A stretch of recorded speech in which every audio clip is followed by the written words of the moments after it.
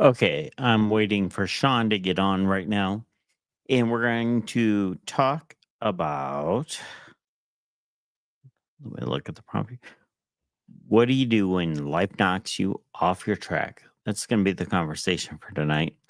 I'm going to wait until Sean gets on here, and until then, I think I'm going to watch some Casey Neistat video clips here. And just because I've really been into that lately and watching them, and he's really good. Define. How are you feeling about me, Roberto? Super confident. Okay, talk about doing hard things. That's what this video is about. We'll just use it as a prep until Sean gets on And what here. makes this particular hard thing such a hard thing is that I have a very specific goal. I'll go in a little bit. It's kind of slow right now. I've tried to break 3 hours on this course 8 times. This right here, this is where I've failed. This is where the race defeats me. That's where I fail. The New York City Marathon is my favorite thing. Marathon Day is my favorite day of the year, every year. Look at this. Look at this. Wait. N-E. N-E. There it is. But I've still never broken 3 hours. And that's what I want. That's what makes this hard thing such a hard thing. Good morning, Roberto. Roberto, do you mind if I call you Bobby today? If it saves time off your sub-3 attempt, then sure. We can even go down to Bo. Yeah, whatever. Makes me think about, well, I'll probably save it, but being on the treadmill, but working 5 miles a day in the treadmill. These are the new Brooks Glycerin Max. Elevate your running journey as you land with maximum softness and spring forward with ultimate ease.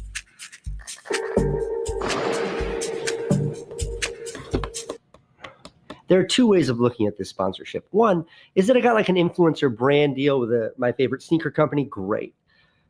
Or 2, now that I'm being paid by a sneaker company, I am technically a professional athlete.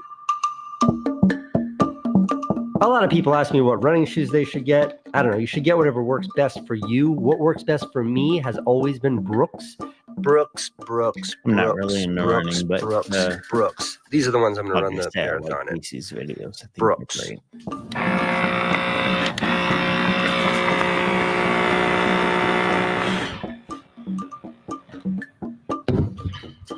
I do genuinely love this sneaker. These might be like one of the only running shoes that I actually wear all day, every day. It's a great shoe. These ones are all dirty, but it's a great shoe.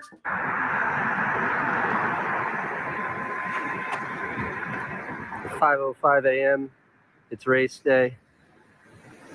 Gotta take an Uber from downtown to the bus in Midtown. Nervous? Nah. I'm good. Not nervous. I'm gonna try and find a different one to watch here.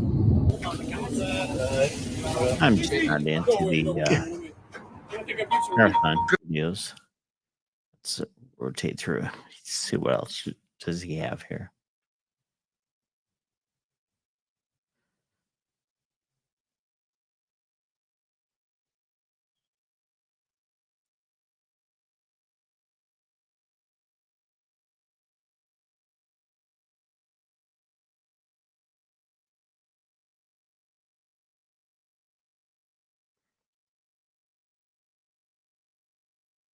Let's just look and see if we can get a theme video that works here.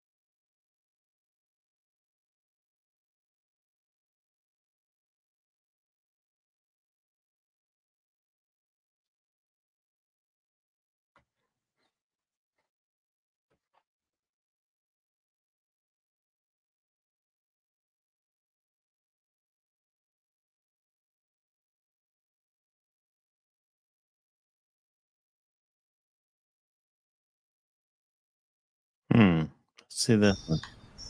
This one? This one? This one? This one? This one? This one? No. This one? Varying intensities that I've been working on. Like this one.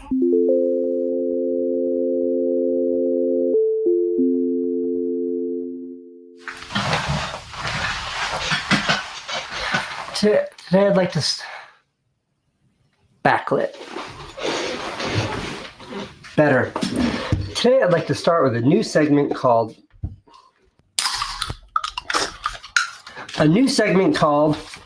Casey's Movie Club, or I just saw this on Netflix and I'm thinking about it, so I'm going to talk about it because I have the attention span of a squirrel and I can only focus on whatever is in my brain at this exact moment.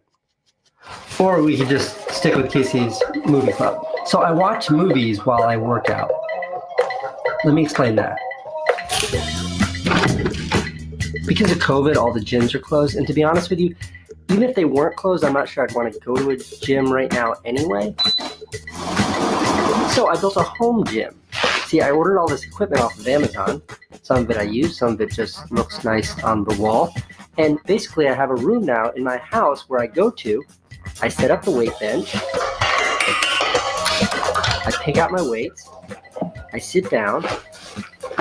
And then I watch TV for like 2 hours a day.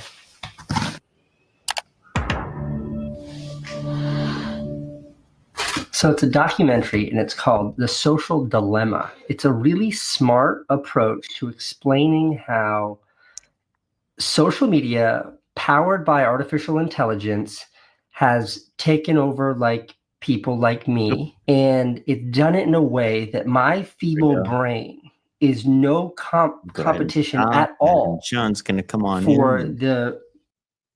So we'll bring him on in here.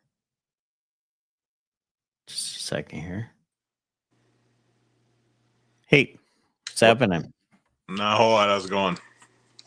That's good. So you didn't get the prompt? No, I got your other email, but there wasn't anything after that. So Okay. So just a second, I'll send it over to you. well, I don't know if I can get into my email on this computer.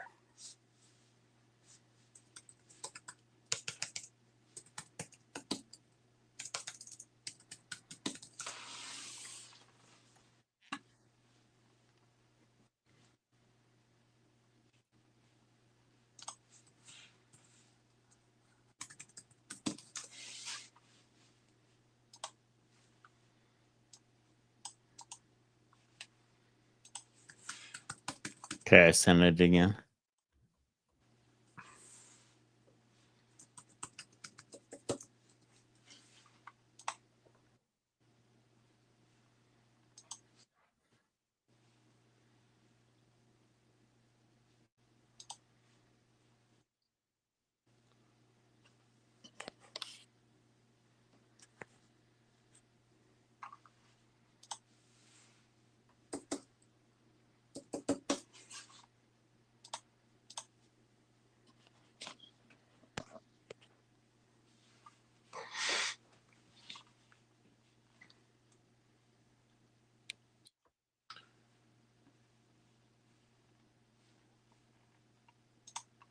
Yeah, let me see if it's in the spam folder.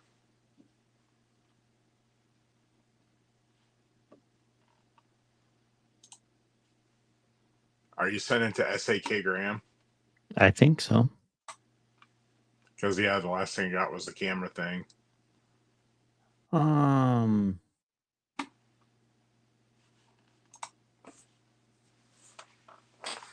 Yep.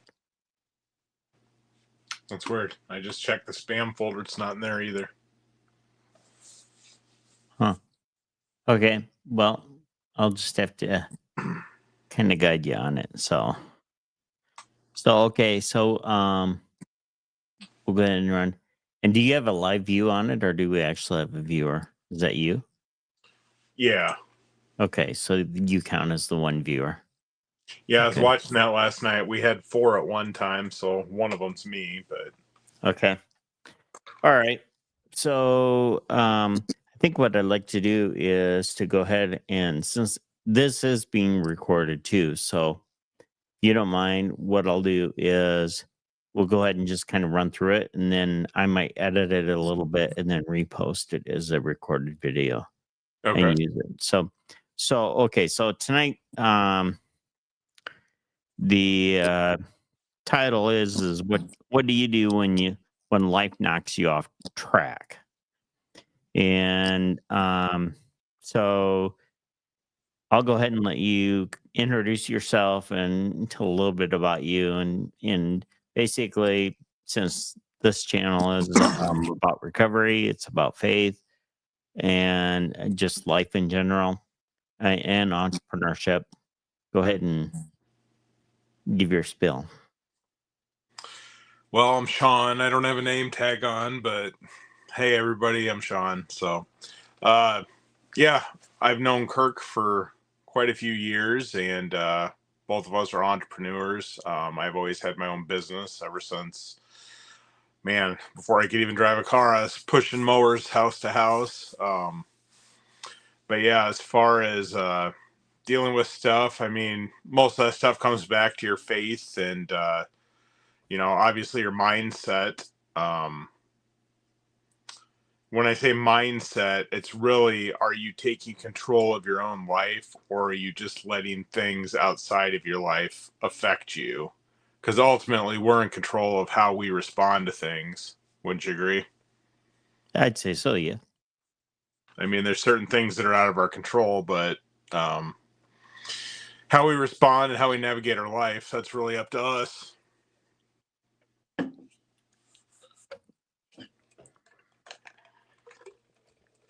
So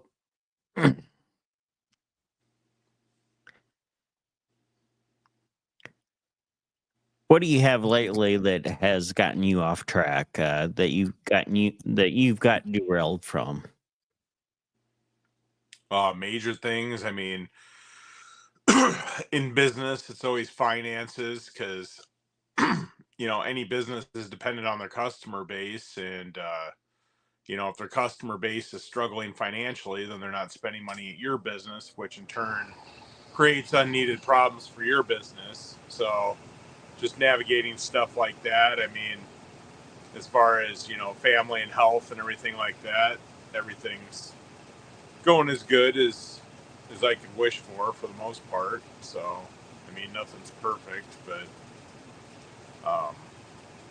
yeah, I would say with the economy and stuff, that's pretty much what kicks me around a lot the past few years is stuff that's out of my control.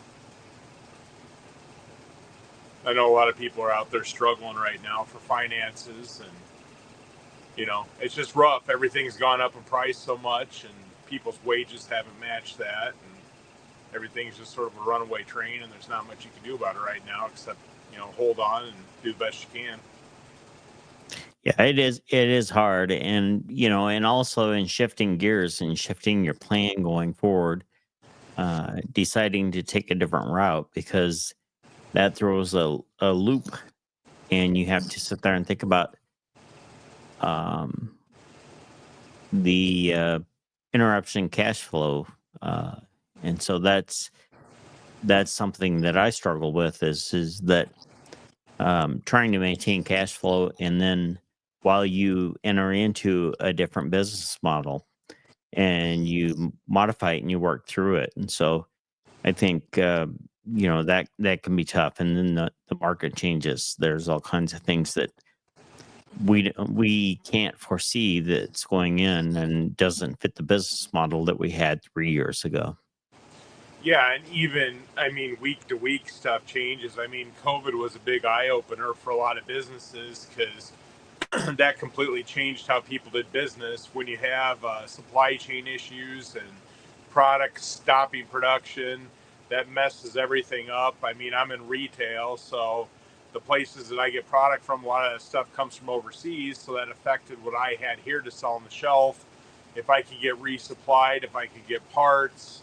I mean, and then of course in 2020, in the area we live, we had the derecho too. So that was just like, a big smack to the economy, which was bad for people that had the damage. But on the other hand, my business, I mean, I sold a lot more chainsaws and power equipment and stuff like that. So it really helped my business do really well during those lean times. But then circle back around a couple years later when inflation hit and, you know, we were having a lot of problems with the economy and stuff, then boom, it's like a roller coaster. I mean, you can go pretty high and, you know, be on cloud nine, you know, 1 month, and then a couple months later you can be low of the low. It's just all out of your control. I don't have control over whether there's a derecho or whether we have inflation, but trying to navigate, you know, retail is a lot harder than when I had the service business and I navigated that. That was a lot more consistent, and I had a lot more control on that, except for, you know, the employee things. So, I mean, you can sort of attest to that too with your business back in the day. You know, when 2008 hit, you know, the finances of different companies and stuff, and, you know, you can talk about that, but you know where I'm coming from. Mm-hmm. Yeah. So, what about external hits? You know, talk about, you know, do you want to go into things, loss of life and betrayal or unexpected events? I mean, you know, I haven't had any, I mean, everybody that dies, I mean, you know, it's sad and stuff, but, you know, probably for the last 6 or 7 years, I mean, it's been a lot of older people and stuff where, you know, they've, you know, lived a fulfilled life and they just died of old age. But 6 years ago, my brother-in-law drowned. He was in his early 30s, and I mean, that derailed our family a lot. I worked with him, you know, side by side on a lot of projects, and we were pretty close. And he actually drowned, and so he was in the water for 4 days before they found him. So every day we were searching the creek, looking for him, and then eventually they found him, and that was a new normal. I mean, obviously we knew he was dead after the first night, but just getting closure on that, and then just figuring out, you know, trying to adjust to life without him and the impact he made on us, you know. Right, right. I remember that. Yeah, and you know, it was like shifting gears, and when my mother got sick, and in 2023, then going out and taking care of my dad, she went pretty quick, and spending all that year and having to shift gears and having to stop everything, stop your life, and just put your total focus into that. That was quite a culture change, and just moving back into to the home I grew up in to take care of my dad so that he didn't have to go to a nursing home was that was extremely tough to do. I was grateful to be able to do it, but at the same time, it completely disrupted my life for the entire year, and actually that carried over, and it's still somewhat impacting me today off of it as I get refocused. And um so what about internal drifts? Like complacency, laziness, or pride. I know you're not, certainly not one to stop or be lazy, but um what kind of things are, do you think about those things, or do you just bulldoze through them? Where's your thoughts on that? You know me, I don't use a scalpel. I usually take a sledgehammer to pretty much every situation, and then Right. if I overdo it, I try to pick up the pieces when I'm done. So I mean, that's sort of where I am with stuff. I mean, self-reflection's always good, and you know, we all get lazy with stuff. There's certain things where we become complacent. You know, obviously, most people nowadays are lazy with, you know, the food they consume, the lack of exercise. You know, they make excuses. I'm too busy, or it's just easier, or whatever the excuse is. And I mean, that's something that I've tried to do better. I mean, the past, you know, 6-8 months, I'm down 40 pounds. So I've been trying to manage that, and instead of letting myself slip away and making those excuses. But just holding yourself accountable too. I mean, when you look in the mirror, that's pretty easy to see the stuff you need to hold accountable. But, the stuff inside, that stuff, you really have to do some heavy self-reflection. And, I mean, there's a lot of people that avoid doing that in their lives because it's tough and it's uncomfortable and you don't like it. But I think for the most part, when you work through that stuff, it makes you a better person. Not Right. not that you're trying to aim to please a bunch of people, but if you really want to work on yourself, you need to identify, the problems in your life and, the blind spots, and then be intentional about trying to fix those. Well, and you hit on a spot for me. I mean, I'm down 5 pounds this year, but I should be down a lot more. And I've let it slide on getting on the treadmill, and I just need to be consistent every day. I know I'll lose the pounds and literally have the goal of 1 pound a week to take off. It's not a big goal. That's not a massive amount to have to reach, but yet at the same time, I bounce back and forth because I get on and off the treadmill and I don't But stay on it. but if you're an entrepreneur, look at it like this: you start a business, you're going to show up and you're going to work every day on that business, right? Because you want Right. it to be successful. Well, Right. what would happen if you just worked on it 2 days a week or two Right. days a month? You know what I mean? The results you Absolutely. would get out of it are very minimal. The more you put into it, the more you are consistent and do the same thing, the more you're going to get out on the other end. Well, I have to admit that that's actually carrying over into my entrepreneurial activities and being so uh, I've got so much on my plate that to narrow the focus and to tighten up and to stay on that lane. And I was just watching a Casey Neistat video where he was like saying you just have to keep on doing it no matter what. And if you fail, you keep on doing it. If you fail, you keep on doing it. Just don't stop if that's what you want to do, if that's what you desire to do. And I need to put that entrepreneurial spirit back into everything I do in my life. Yeah, and at some point, I mean, you got to zig and zag. That's the definition of insanity: is doing the same thing over and over and over again and expecting Right. different results. If you keep falling on your face, find out why you fell on your face, try to improve that situation and grow past that. I mean, I wouldn't keep doing the same thing if I wasn't yielding any results. Obviously, the plan that you have isn't working too well if you're not succeeding or you're not making progress anyways. Yeah, I think diversions and there's too many places to get sidetracked for me. I think when I get on one channel, I get results, but you gotta stay on that, and you might not have results for like X amount of days, and then all of a sudden you hit, and then that makes up for the days that you're in there. And it's just kind of like I remember when I was writing the business plan for one of my companies, uh, I had to sit down for 90 days. That business plan took me 90 days to write. It was grueling. It was like get up at 8 a.m. and go until like 1, 2 in the morning working on that plan for 90 days.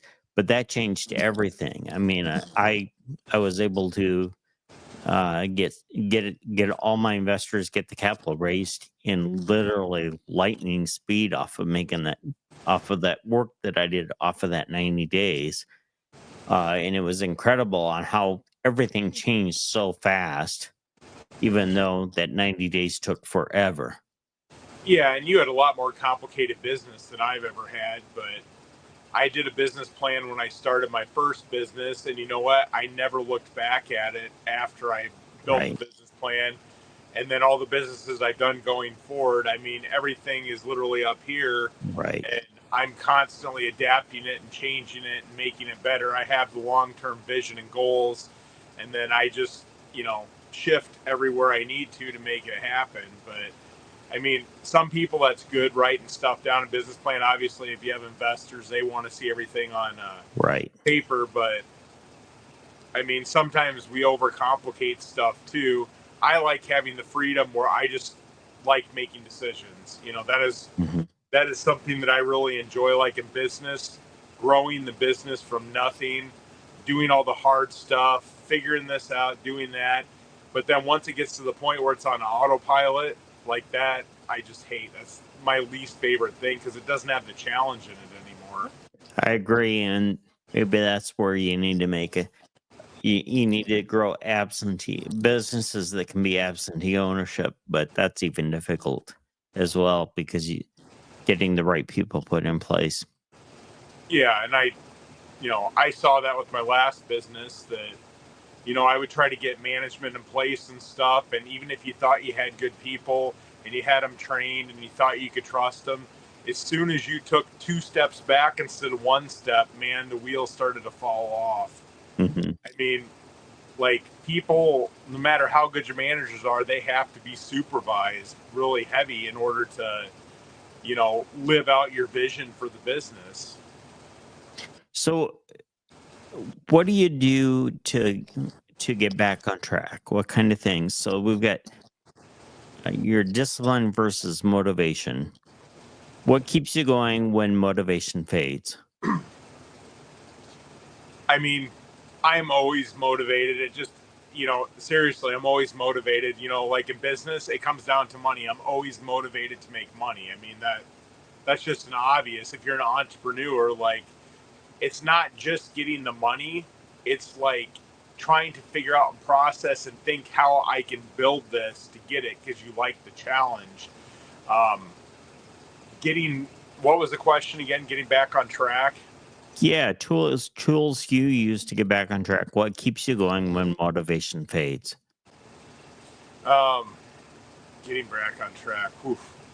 I try not to get off of track, if it's on business. I mean, even like, if you want to get into spiritual stuff, I mean, I wouldn't say I get off track. I just get lazy where I don't, do as much as I should. I read the Bible every morning when I get up. That's the first thing I do because I want to make sure that I have the time where I don't get busy throughout the day and I say, okay, I'll do that later, and I never get around to it. It's the first thing I do when I get up. So even if it's at 5 minutes. Do you have a solid routine? I have a pretty structured routine. Obviously, whatever happens during the day fluctuates that, but I got Bible in the morning. I eat the same thing for breakfast. I work out at the same time 6 days a week in the morning. I start work at the same time every day. I eat my lunch at the same time every day. I mean, everything is just, I try to keep as structured as I can. I even wear the same colored shirts, the same shirts every day. Like there is, a method to the madness that the more things that you keep consistent is the less things you have to think about. Right. And that's less dysfunctional life. If I have the same plan every morning when I wake up, I don't have to put a lot of thought into that. I just roll into what I've already done the day before and the day before and the day before. And then if I want to do something big and make changes, then I alter my whole plan and I start that as my new regiment. You see what I'm saying? Sure. Like, I'm not very scattered on stuff. I'm very consistent. Right. Even so much as to when I go to the grocery store. I mean, like, that's pretty much within the same time window. I mean, just like everything, man. It's you can follow me around and know where I'm going to be at 5:30. Yeah, that's pretty amazing. I mean, how different you and I are on that, and yet, I'd love to be that way, and I need to work at it. It just doesn't come easy to me. So I know I spend a lot of time with recovery, obviously working with the recovery program on Thursday nights, and I work with a lot of different people. And so everything's changing in my life all the time. And so I'm working with recovery principles such as admitting powerlessness, uh, and trying to get daily habits and accountability. You know, I mean, how do you feel like that you have everything under control, or do you feel like things are out of your control? You never have full control of anything. I mean, Hmm. stuff as simple as, I do snow removal in the winter. Like that is the most up in the air type of business that you could have. They say it's going to be a blizzard. Everybody panics. Everybody does everything. And then when it shows up, it's a half an inch of snow. Right. You know what I mean? Or they say it's going to snow on Friday and this is Wednesday. And then 2 days later, it decides to disappear and it doesn't snow. Or they say it's not going to snow. So you're like, hey, I'm going to go take a quick vacation. And then they throw it in the forecast and it does snow. I mean, that's like stuff that I've dealt with for a long time where, you don't have control over that. When I had employees, I would always have to try to overhire because, one or two people are not going to show up every morning. Right. Well, if they don't show up, if it's your key person, if it's the guy with the driver's license, what are you going to do with the other guy that showed up that doesn't have a driver's license? So, I mean, like that stuff is out of your control. Business stuff is out of your control. I mean, the most consistent thing would be like spiritual. I mean, some people really struggle with that, but that is like the simplest, the cleanest, the smoothest thing for me. I mean, in my life, because it's not rocky. It's always consistent. It's always the same. The only thing that changes is my attitude towards it. You know what I mean? Hmm. Like the word is there. Like it's not going to change. It's been the same Right. since it was written. It's going to be the same 1,000 years from now if we're still here. The only way it changes is if I do something different or somebody else tries to do something different. But even if they do something different, it's how I respond because I'm in charge of my own actions. So I mean, getting derailed by that stuff, I don't really get derailed. I mean, when you have kids, I mean, that stuff derails you all the time.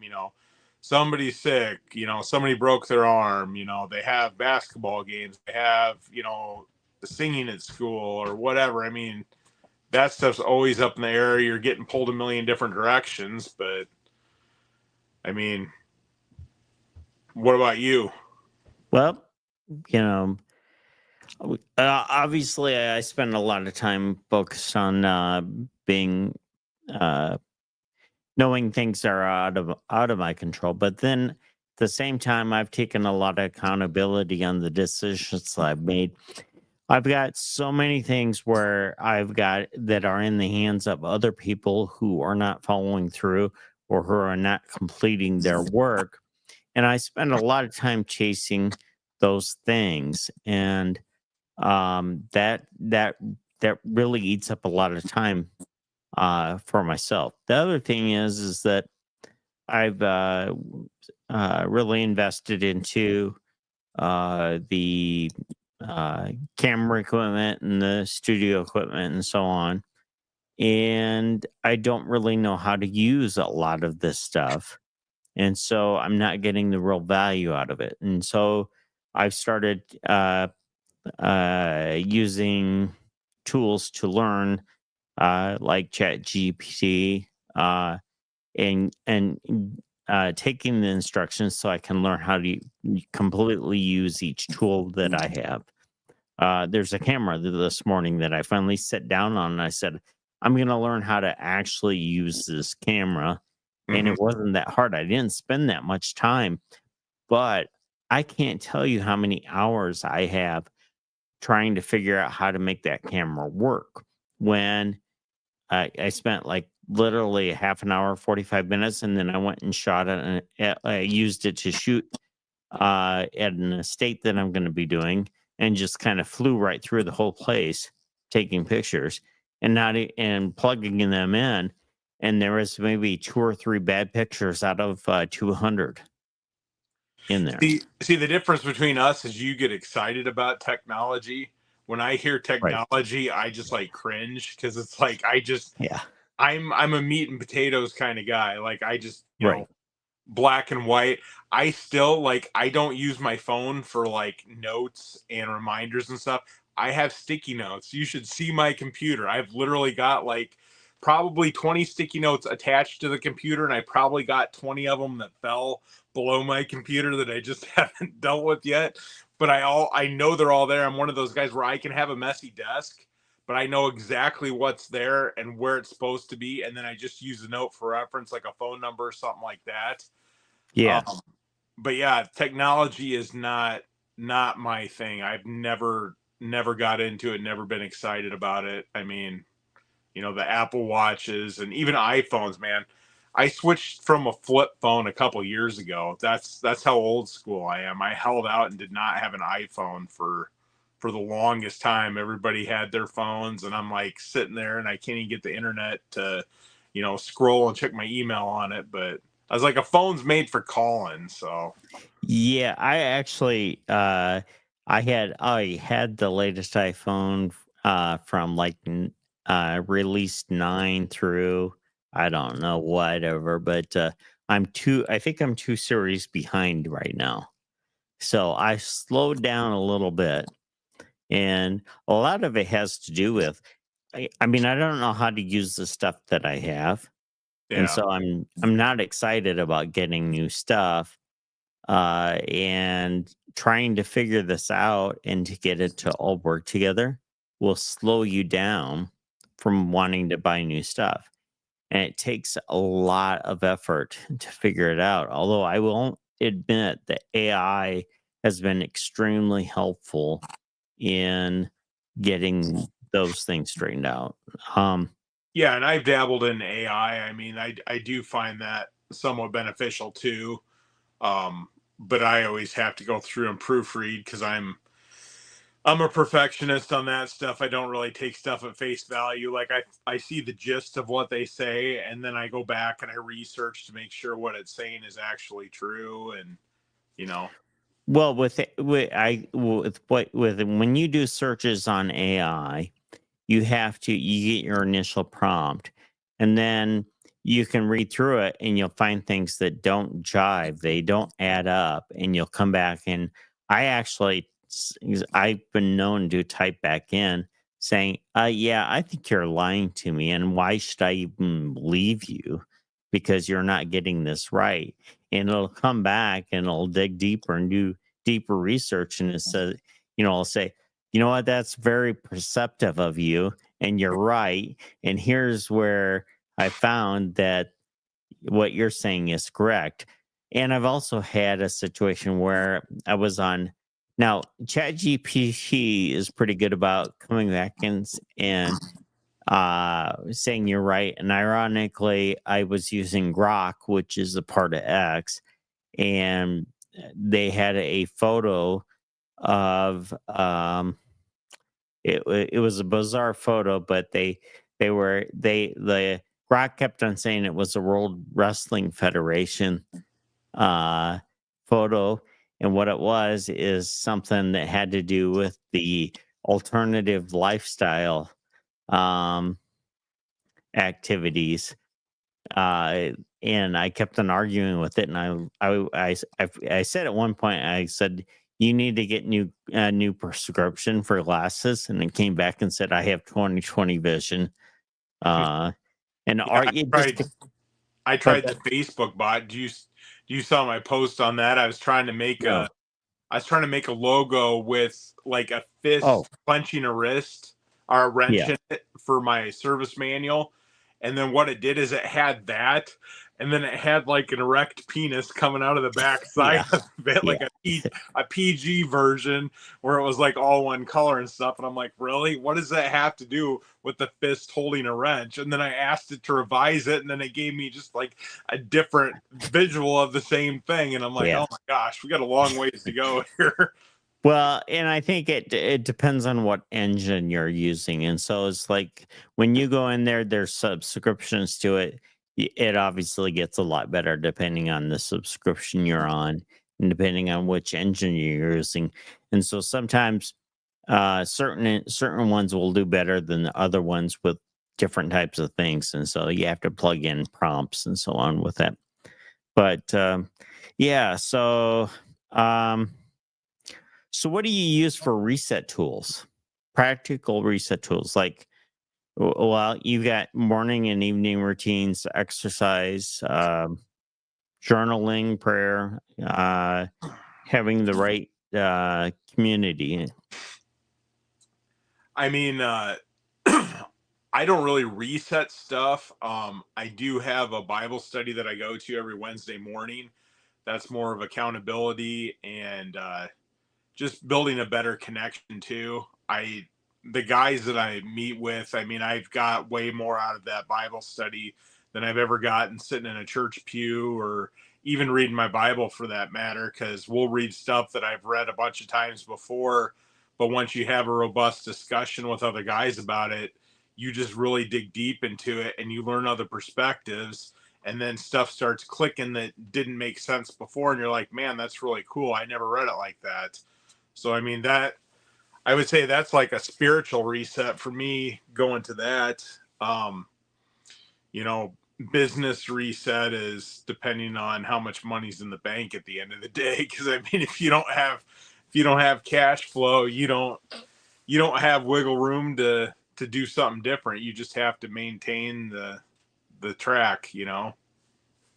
Yeah. And on your Wednesday morning, what are you studying right now? 1 Corinthians. So Okay. just started that. We did Romans last year. I think we did James. We did Ephesians. Did some Proverbs stuff.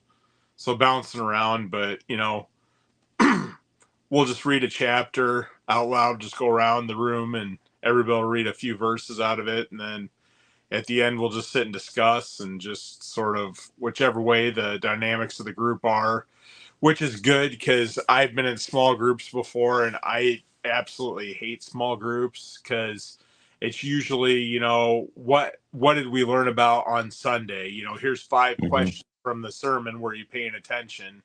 You know, Mm-hmm. I mean, it's just really, really boring. And then the discussion doesn't grow and it's not like really learning anything. You know, it's really dry.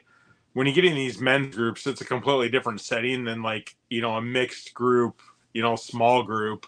Because I mean, guys just are guys too. And, you know, we'll say funny things and do funny things and, you know, stuff we couldn't get away with if there was a bunch of females in the room, you know. Mm-hmm. So, you know, well, on the treadmill, I started reading cover to cover. I'm starting Deuteronomy next. So yeah, let me see here. So how about, do you journal at all? Now you wrote the book, but do you? I don't journal. So the book, I mean, you could say it was a journal, but not really. I mean, there were certain things that like I just wrote down, like when my brother-in-law died, like I just wanted to document stuff that had happened in my head, and then, you know, my experiences in some different churches and some different, you know, really life-shifting stuff that happened to me.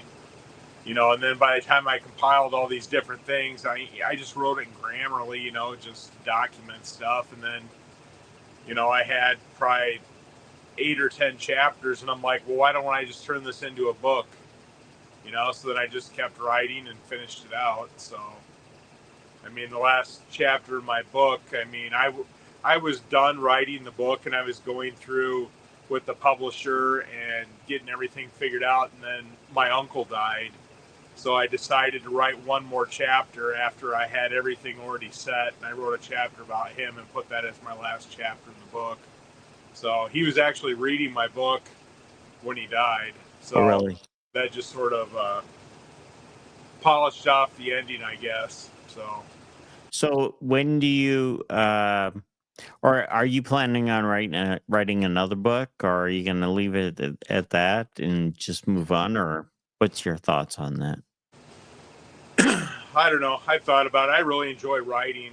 Writing's fun for me. You know, I used to do the blogs and stuff, but it takes a lot of effort to do daily vlogs. I mean, you Right. really got to be dedicated. Like if you're writing them for SEO, there's a certain way you got to lay it out, certain amount of content you got to put in there, just, checking all the boxes. And I mean, that right now, my time constraints, that's just too much for me in the winter time.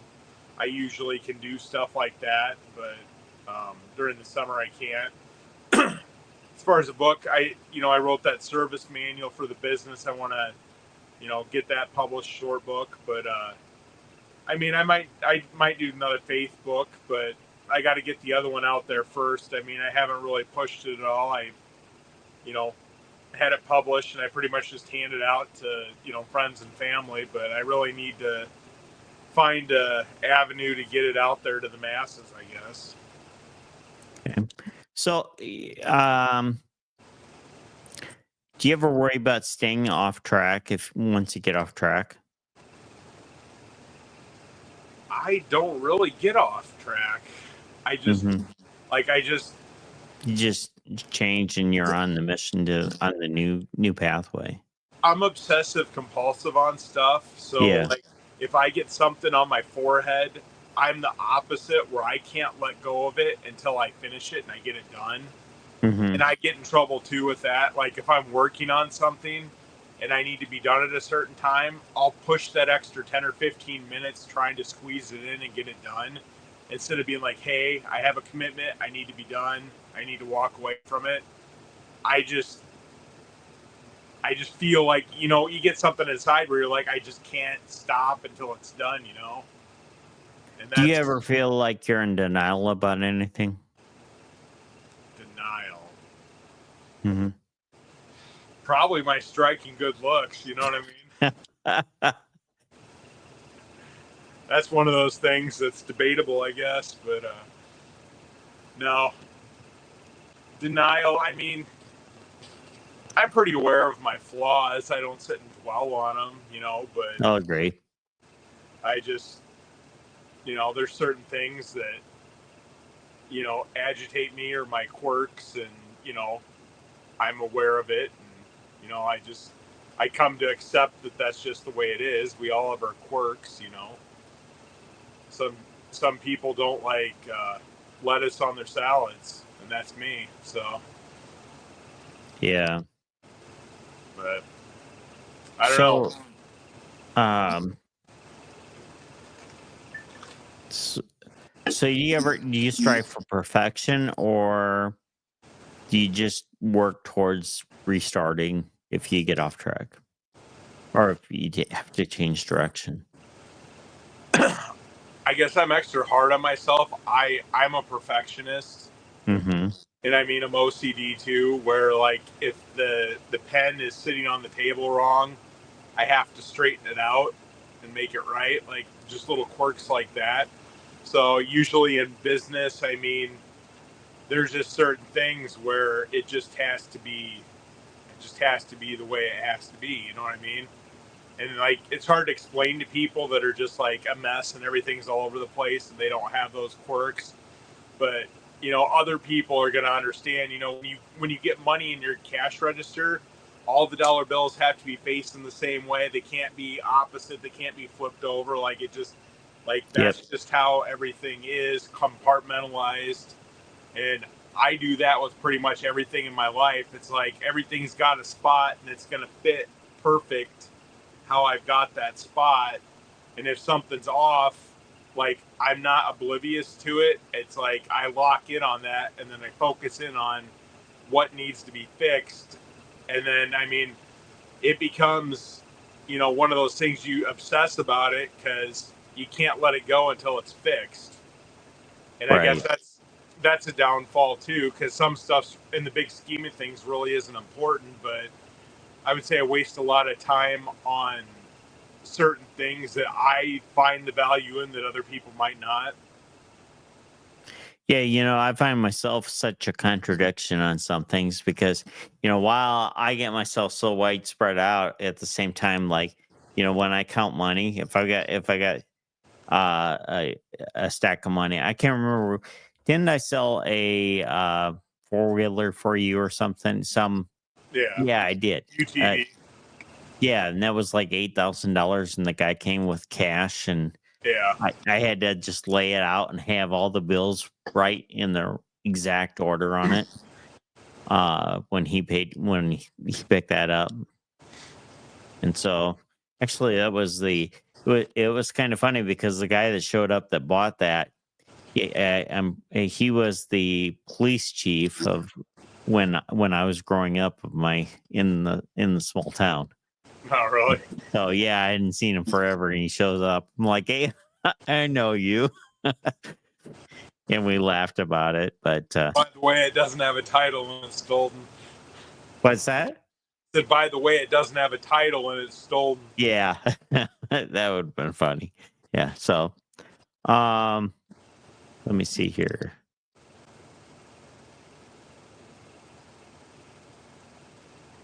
So, if you could pick one action right now that you can encourage people to do to reset, what would that action be? To reset what? I mean, there's different things that I would tell you to do based off of what it is. Are you talking like personal, spiritual, business, financial? Hit me with an example. Let's go with the number one, spiritual. So what you need to do to recharge your life spiritually, basically? Yeah. Well, you got to take the first step. I mean, you got to have faith. So if you don't have faith, you can't really build a foundation off of anything else. So start with a relationship with Jesus. And I mean, that to people that aren't Christians, that just sounds stupid and weird. I mean, to have a relationship with somebody you can't physically see, you can talk to, but they don't physically talk back to you. But that is what faith is. I mean, if you didn't believe in that, then that would be no faith. And what I say is, we hear Jesus, we see Jesus every single day. I mean, just look at the sky and look at the sun and look at the trees and all the animals and how everything's put together and how oxygen works and how water's formed, and rain clouds and how the plants and the humans consume that and how it makes us function and how everything works in sync and harmony, and it's so complicated, but yet it's so perfect 100% of the time. That can't just happen by chance. It was put that way. So when you start thinking of that, then you're like, okay, now I need to give all that stuff a name, and that name is Jesus. That name is God. That is what created everything that we have. And then once you can accept that, then you can start building other stuff in your life.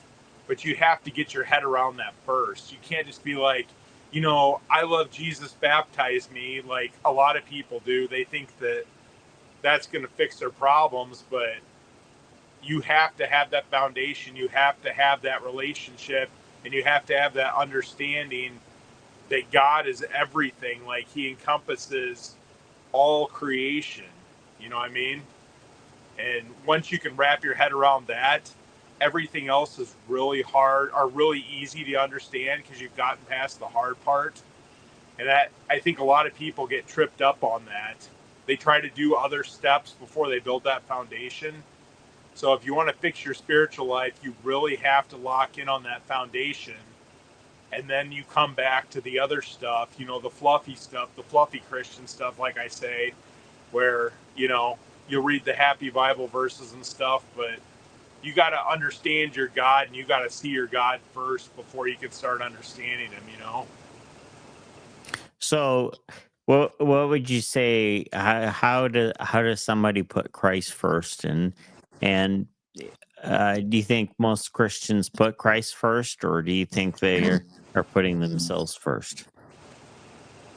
I think everybody, to be honest with you, I think everybody's guilty of putting themselves first. I mean, as soon as you close that Bible and you have a problem hit you, do you instantly think back on God, or do you think, hey, I got this problem, now how am I going to fix this? I mean, after you stumble and trip over yourself a while, you'd be like, hey, maybe I should pray to God about this. but that's usually not most people's reactions. I mean, unless you get in a situation where you're going to die and you're like, oh my God, please come and rescue me from this situation. You know, I need my lamp. I need to rub the genie out of the bottle and, you know, get my 3 wishes. But I mean, pretty much everybody's guilty of putting themselves first and the problems first before Christ. I mean, if they tell you any different, they're lying to you. So, give me an example of where you put Christ first, and you surrendered, and you just totally rested on Christ versus trying to fix it yourself. A problem. Well, I mean, like when my brother-in-law died, that's a pretty easy example. You know, when he went missing and it was in floodwaters, I knew that right away he was dead. So all you could do is pray to God. I know how the situation's going to go. Just basically, your will be done. You know, Mm-hmm. you just have to leave it up to Him, because you can't pray and say, "Hey, God, can you make sure he's okay?" It's like, you know, he's gone. You know, there is no undoing what had already happened, but the future that rolls out after that is dependent on our prayers and whether we're willing to accept his will. And I don't think people do that enough, because they don't want to accept his will.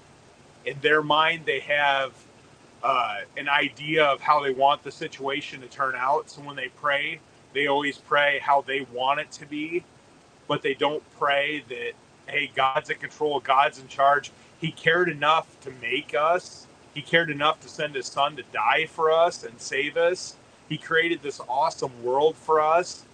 I mean, any problem we have, no matter how big it is, if it's death or, you know, something majorly that's going wrong, he's going to take care of that too. He's taking care of stuff way bigger than that. So we just have to let him run with it. So I don't know whether you want to share or not, and we can just let it go if you want. But how did your brother-in-law change our friendship? Well, I mean, we didn't talk nearly as much. I mean, and then I was just going through my phone when he had drowned, and I was calling everybody because we were trying to get as many people out there searching, because it was in a creek. There was probably like a 2-mile stretch that we needed to search, and I got a hold of you, and you came right away, and we walked the creek. And I mean, you kept in touch, and we you know, just built the relationship back after that. I mean, I met you back in the day when I was doing politics, and I mean, life happens and people drift away, Mm-hmm. but I mean, that was a situation where, you know, brought us closer together. And, you know, I faith, kind of felt like that was a pivotal moment. yeah, and faith. I mean, I don't know where you were at your faith at that time. I can't remember if you were going to the church or not, or Yeah. you were. Mm-hmm. So yeah, that was, you know, it was just a different season. You know what I Mm-hmm. mean? So it was a good Okay. place to rebuild the friendship. So that's a thing of I remember right after my mom passed away, and I was sitting in my sister's house, and my sister asked, she goes, why would God allow this to happen? And I looked at her and I said, I know. And she goes, why? And I go, I'm sitting here talking to you. You know, if this hadn't happened, we wouldn't be sitting here together. Yeah. We'd be going on about our lives. And while, you know, we haven't been around each other a lot lately, it definitely cemented our relationship as family, because you know, it's like my sister's my only family left. You know, I haven't all my grandparents and my um aunts and uncles were, well, my aunts and uncles are all gone. And yeah, so it's like very extended family of which I don't know. So you know, in family, because of the family that I have left, my sister is so important to me because of that, you know, and I don't want to do anything to damage that relationship too. So Yeah, and we can't wrap our heads around God's plan. because the plan is so much bigger than us. And I mean, those are just words and stuff, but I can look back on my life and see what I wanted and it didn't work out. And then years later, it happened to be, a different path that God chose. And I can see why he chose it. But at that time, I couldn't, and I couldn't understand it. But looking back, I can see that he made the best decision for me, even though I didn't want that. What do you think about society and where it's at right now? And does it seem to you like society's more at turmoil today than it has been? Or are people more separated from God? Are they coming back to God? How do you see that? I don't want to be negative, Norma, but like I would say, like in other parts of the world where God has been suppressed over the years, I think that he's really growing over there. And a lot of the missionaries are really working hard in some of those areas, and the churches are really building. I think in America, a lot of people have taken for granted what we've had. And I mean, there is a steady decline. You just look at the way things are going with people's morals, stuff that 20 years ago would have been frowned upon and not acceptable is now acceptable. Everybody's fine with it, whatever the situation was. I remember, like, when I was a kid, like if you were in church and you know the idea of the church was if you were living with somebody, man, it was like a horrible sin. It was like one of the worst things. But now on the flip side, that's just a normal. It's widely accepted in church. They say it's not, but it is. We're not going to scorn stuff. And I'm not just trying to pick that apart. I'm using that as an example. But that's the same on so many different issues. The church is just, they've given up. They've grown weak at the knees. And the leadership does not want to follow the word of God anymore. I mean, you don't see that everywhere. There's solid pastors out there, don't get me wrong, but I would say, if I'm generalizing here, from what I've seen personally at pulpits, there's a lot of weak leaders that train weak flocks, and then those weak flocks go out into the world battling against Satan and everything else, and they don't have the tools and they're not equipped to fight back and stand their ground, and they just completely fall apart. And I think that's where a lot of the failure is, I mean, you, like Jesus, when he sent the disciples out, did he just go up to him and say, hey, I want you to go out and preach? Or did they follow him? Did he teach them? They called him teacher. Did he instruct them? Did he show them things and then send them out? That's what he did. He didn't just say, go out and do it. I think a lot of pastors are just sending people out in the world blind. And that's, creating a whole bunch of problems because these people don't know how to handle stuff and how to fight against the world we live in. So this kind of goes away from the prompt, but I thought, well, maybe it might be a great conversation to have, and to go back into when you and I were hanging out, and I'd come in and I'd talk to you in the office, and we're talking about the implications of gender issues and the LGBT crowd. And so I come into your office and I sit down and I'm talking to you. And this does have to do with the topic, but it takes it in a different direction, but it explains a lot of my struggle with what to do when life knocks you off track. And so, because of the fact that I dealt with the gender issues all my life from 5 years old on, I was always being distracted because nobody knew about that until you were one of the first people that I actually sat down and talked to about that. And yeah, and so that really pulled me away and kept me from having strong focus because I was always afraid everybody would find out about me personally. And why don't you share what your thoughts were? And you wrote about this in your book, so go ahead and share what your thoughts were when I sat down and I had that conversation with you? Like the initial Yeah. conversation? Yeah. Go ahead. When you say speechless, it's like, that's like a moment you're speechless. Because, I'm a real conservative guy. Like, Mm-hmm. I value my faith, and I try to align my life with what I read in the Bible. And if I, hear something in the Bible speak to me, I try to follow it. And if it's something in the Bible that tells me something's not right, then I make sure that I try to turn from it. And, that particular issue is not clearly laid out in the Bible whatsoever. So I did not have an answer for you. And the next Sunday after you told me that, I went to my pastor and I flat out asked him how I was supposed to respond and like, what does the Bible say about this? And then his response to me was, well, yeah, the Bible talks about how men aren't supposed to lay with men and stuff. And I'm like, that's not That's what I not it. asked you. That's not like not what I asked you at all. It's like, he didn't know.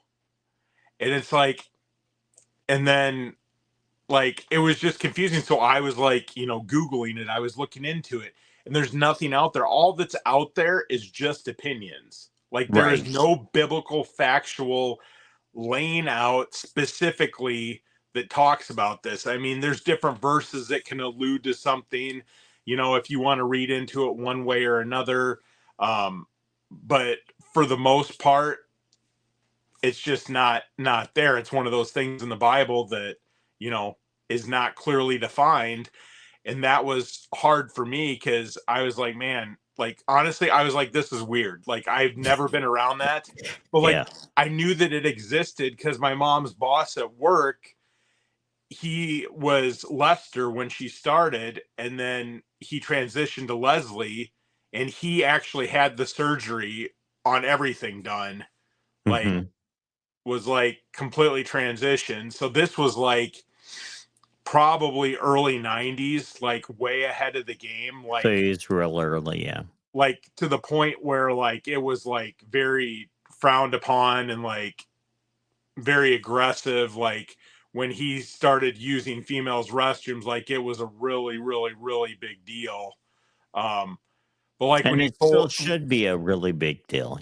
That's the thing. yeah, and it's like that was like it was new because I mean, you know, back in the 70s and 80s, yeah, that might have been there, but it wasn't there. You know what I mean? Mhm. Yes, I do know. Like I'm just saying, like, as time progressed, like it's there, but then it's there. It like Right. gets a little bit more in your face, and then some stuff gets a little bit more accepting, and then stuff's pushed a little bit farther, some doors open a little more, there's more acceptance. I mean, and then it transitions, but then you have people that are like, okay, we're still over here and you're over here, and that's not gonna work. And like when you told me this, I was just like, okay, I don't even know what to think because I've never personally dealt with this before, and I wasn't even trying to be shallow minded, and I honestly wanted to learn about what was going on. You were my friend. I cared about, you know, what your situation was and what you were telling me about. And I really wanted to know. And you kept going back to like the eunuchs and stuff. And then you're going Hmm. off of the stuff. And I'm like, I don't think that means what you think it means. Hmm. I think you were trying to validate like your feelings and stuff, but that was back where I could have used the verses like my pastor said, to try to twist it into something else that I wanted it to say. But Right. at the end of the day, I don't think either one of us had the right Bible verses to match up with your situation, what was going on. Sure. The Bible And verses that we should have been aligning were how we're supposed to come beside our brothers that are struggling with whatever issue it is. Those are the verses that we should be leaning on more than trying to find verses that point somebody being wrong. You know what I'm saying? We always think of yeah. negative instead of like how can we help a fellow brother? So the really hard part is that, well, I guess, it sucked dealing with it all my life and getting to that point where I just gave up. And I mean, for people listening, if you don't know, I was a conservative. I wasn't like I was the guy that you would think that would be struggling with feminine tendencies or anything like that, but I was. And so to get to the point where I had to go through that, and then have that one moment where I'm like, oh my God, I can't do this anymore. This is crazy. And it stopped. Uh, then to figure out why did it stop, and what happened, and to it's come to the conclusion that um the gender issues that I struggled with, and I truly struggled gender dysphoria. It wasn't just a whim. It wasn't just in the moment. It was over 40 years of my life that it just kept on eating at me. And the ultimate thing is that I spent all my life thinking and trying to be who I thought I was rather than spending the time being who I am. And I never was comfortable with who I thought I was or how I saw myself, because I didn't know myself. I didn't know the person that I am, and I didn't feel comfortable in my own skin. And then when I had my moment 6 months before I actually stepped in a church and read the Bible cover to cover in 7 weeks, looking for answers.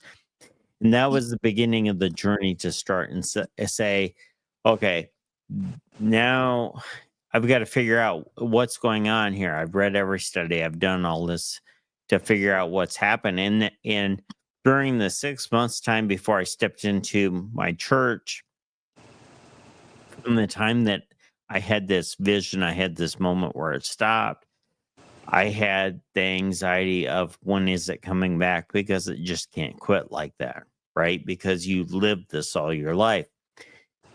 And after working with recovery for 9 years, doing 12 steps, working 12 steps programs, and working with other people with um, doing freedom in Christ and discipleship training and so on in this block, I've learned that it wasn't actually the gender issues that were the problem. It's the underlying issues of how I saw myself, and not letting anybody in on that, and all the baggage that was underneath, that was simmering there.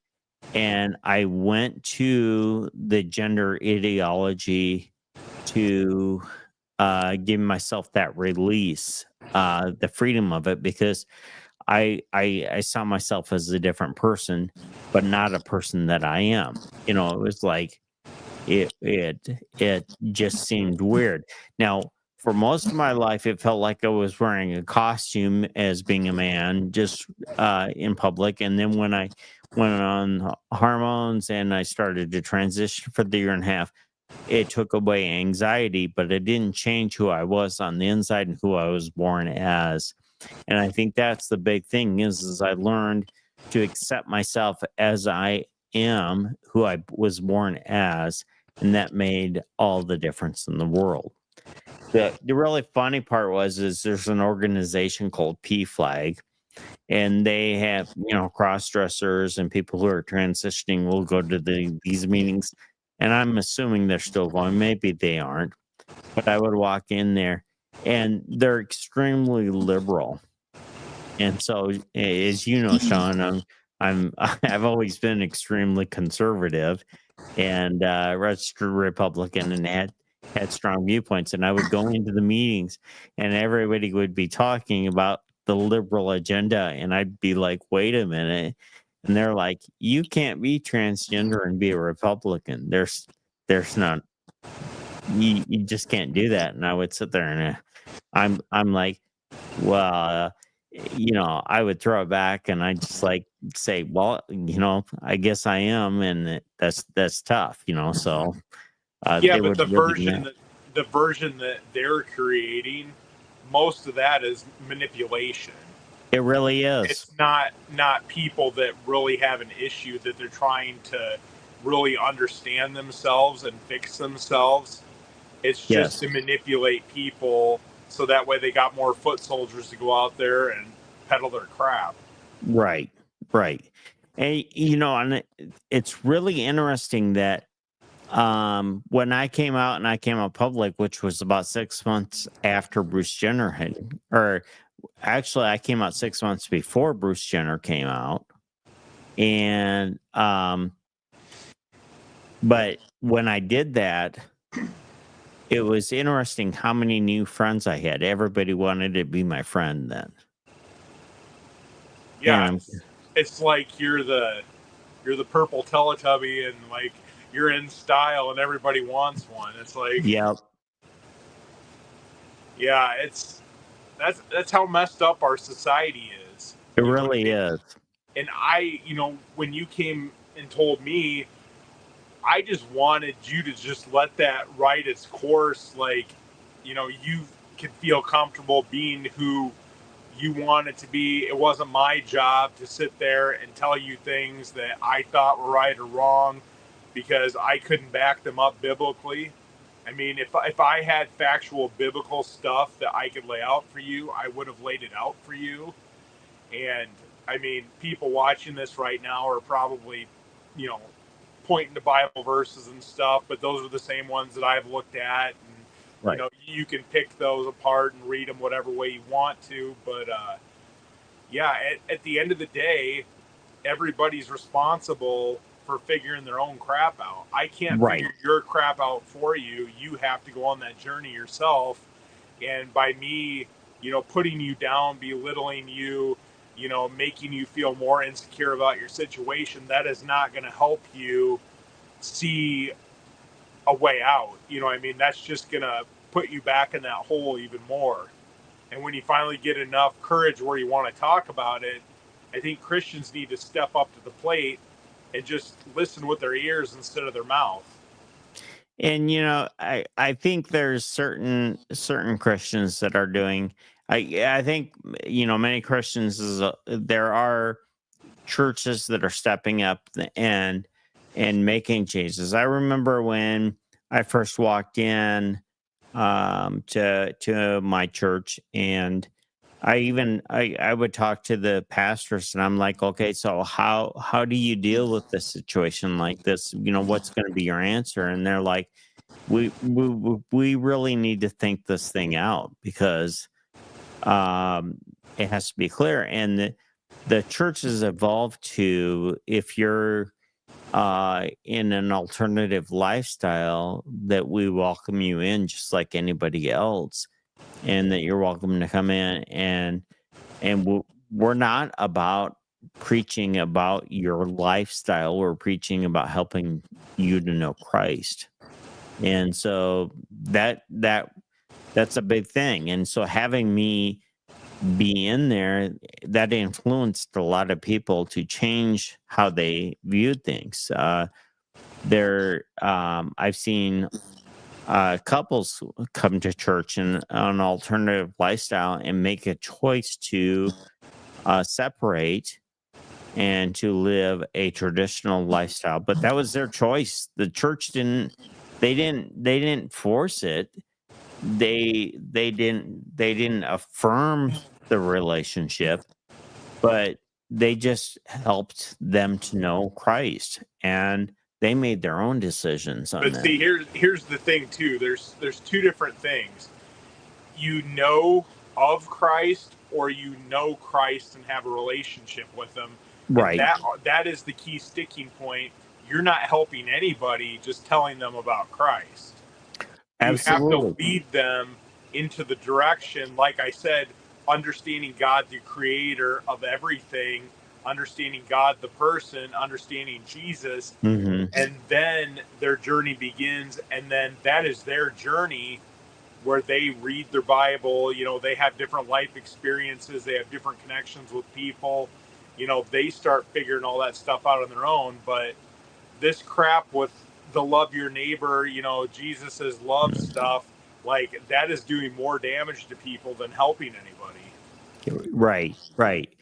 And I mean, there are several verses where where Jesus wipes it tells you to wipe your feet, or Paul tells you to wipe your feet, and even Jesus with his own community, he left his community. He just said, you know what, you're not listening, you're not gonna be here, and he just left them. So there's plenty of areas where you don't have to stick with somebody. I just had, like, 3 weeks ago, I had a situation where I literally told somebody that, I am glad you're here. Go in and enjoy the sermon. I've given you all the resources that I know of, but we're not friends, and you're not welcome here. And I had to walk away from it. And And Christianity, like, this is another generalization, but from what I've seen, it's a lot of people wanting to dictate things to other people instead of just giving them foundational tools and letting them experience life themselves. mhm. Because you're going to be your best teacher going through that stuff. If the church just puts the guardrails up and helps you navigate your life instead of making the direction for you, Mhm. that's where a lot of people rebel and turn away from the church, is when they feel like the church is overbearing and they're overly critical of everything. I mean, that does more damage that I've seen personally than just letting people. You just have to let them run their course, and they're going to figure some of this stuff out on their own. You just got to be there to Right. love them. Right. And that's Right. what I tried to do with you. I mean, you just had to run your course with, whatever direction you were going to go with it. And I was just trying to be there to support you and help you out through that. And, be a friend when you needed a friend. And I think we need more of that in the world. Right. Right.